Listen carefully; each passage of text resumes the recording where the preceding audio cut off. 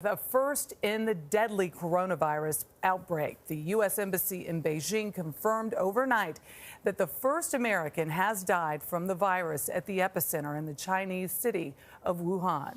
The outbreak is responsible for more than 720 deaths. All but 2 have occurred in mainland China.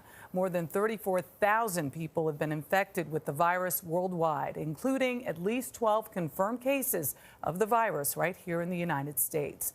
Michael George is here with more details on the latest death. Michael, good morning. Well, good morning. The embassy offered very few details on the American who died, but we do know they were 60 years old and that they died on Wednesday in a hospital in Wuhan. The death occurred as hundreds of American evacuees prepared for their return to the U.S.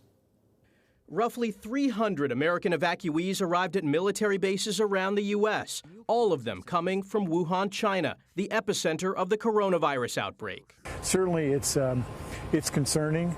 Dr. Henry Walk of the CDC leads the coronavirus response team at Travis Air Force Base in California, where more than 200 passengers are under quarantine.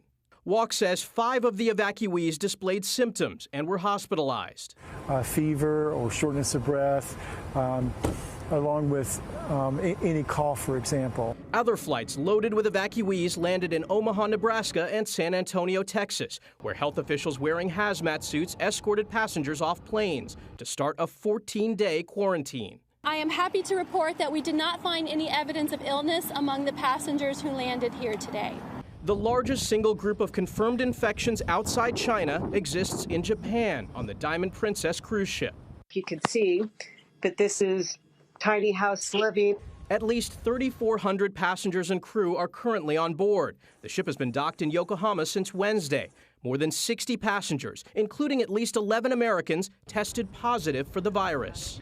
We take our temperature a minimum of 3 times a day. And in China, nearly 60 million people are still on some kind of partial or total public transportation lockdown to try to contain the virus. New research suggests the pangolin, an endangered mammal whose scales are highly valued in Chinese medicine, may have passed the virus to humans. And U.S.-based cruise lines are taking their own precautions. Royal Caribbean International and Norwegian Cruise Lines issued bans for any guest holding a Chinese, Hong Kong, or Macau passport, regardless of residency. Jeff? All right, Michael, thank you very much.